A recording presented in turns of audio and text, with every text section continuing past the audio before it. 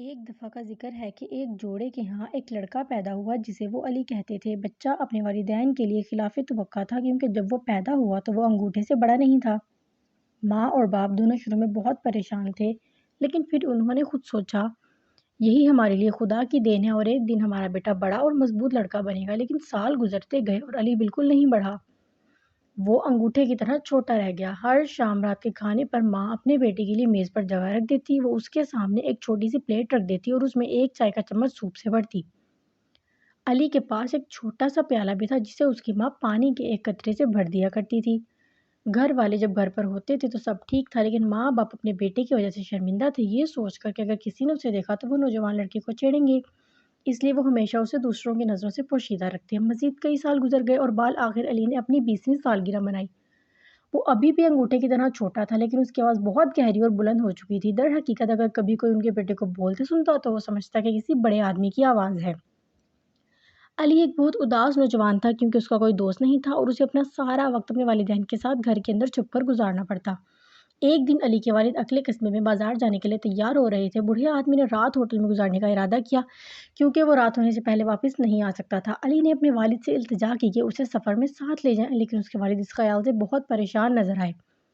اس نے کہا، ہم نے آج تک آپ کو کبھی باہر نہیں نکالا اور مجھے یقین نہیں ہے کہ میں اب ایسا کیسے کر سکتا ہوں۔ میں آپ کی حفاظت کیسے کر سکتا ہوں اور آپ کو دوسرے لوگوں سے کیسے چھپا سکوں گا؟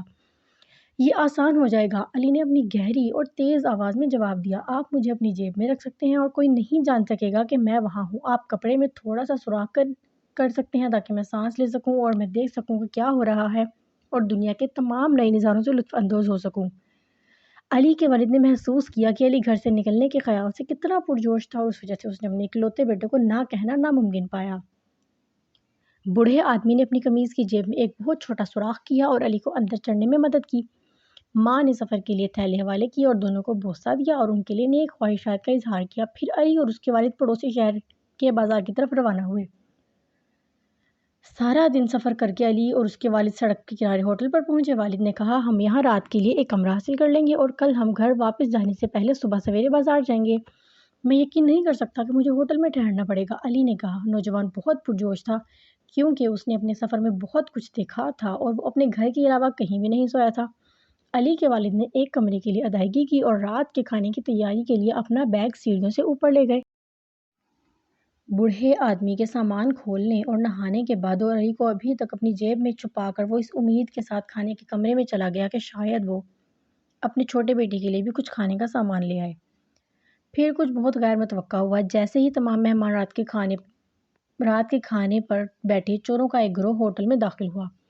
بے رحم دکھائی دینے والے مردوں نے، جو کہ 3 تھے، بندوقیں اٹھائیں اور حکم دیا کہ ہر مرد اور عورت اپنی رقم اور جو بھی قیمتی سامان ان کے پاس موجود ہے وہ ان کے حوالے کر دیں۔ تمام مہمان بہت خوفزدہ تھے، جن میں علی کے والد بھی شامل تھے، لیکن انہوں نے ایسا ہی کیا جیسا کہ انہیں کہا گیا تھا اور انہوں نے اپنے بٹوے اور زیورات کو چوروں کو دینے کے لیے میزوں پر رکھ دیا۔ اچانک کہیں سے ایک بہت تیز اور بہت گہری آواز آئی۔ اپنی بندوقیں نیچے کرو، آواز نے حکم دیا۔ میں یہاں آ رہا ہوں اور میں تمہیں پکڑ کر پولیس کے حوالے کرنے جا رہا ہوں۔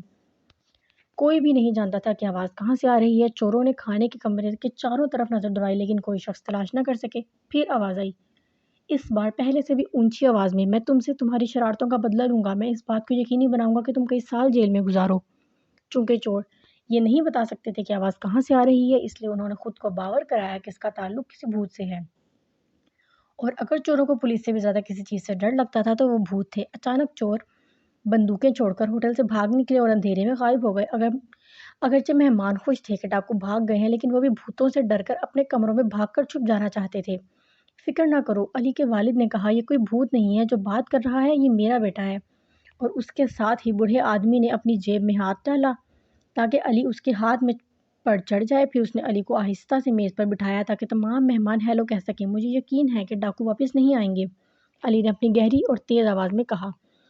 اس کے چہرے پر ان تمام مہم جوئیوں کی وجہ سے ایک بڑی مسکراہٹ تھی۔ مہمان ایک ایسے لڑکے سے ملنے کے لیے بہت حیران تھے اور بہت متجسس بھی تھے جو انگوٹھے سے بڑا نہیں تھا، لیکن سب سے بڑھ کر وہ سب علی کے بہت شکر گزار تھے کہ اس نے انہیں چوروں سے بچا لیا، اور انہوں نے اس کا شکریہ ادا کیا اور اس سے ہاتھ ملایا اور اس کے والد سے کہا کہ انہیں اتنا بہادر بیٹا ملنے پر کتنا فخر ہوگا۔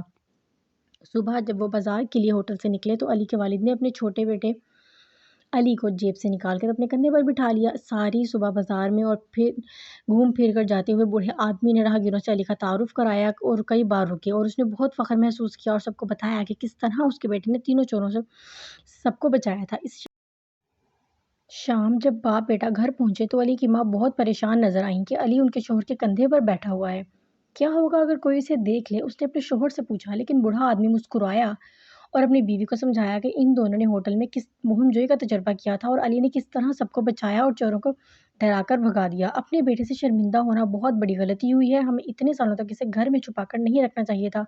ہمیں علی اور ان تمام چیزوں پر فخر کرنا چاہیے جو وہ کرنے کے قابل ہے۔ علی کی ماں کو واقعی بہت فخر ہوا جب اس نے اپنے بیٹے کی بہادری کی داستان سنی اور وعدہ کیا کہ وہ اسے کبھی نہیں چھپائے گی اور نہ کبھی شرمندگی محسوس کرے گی۔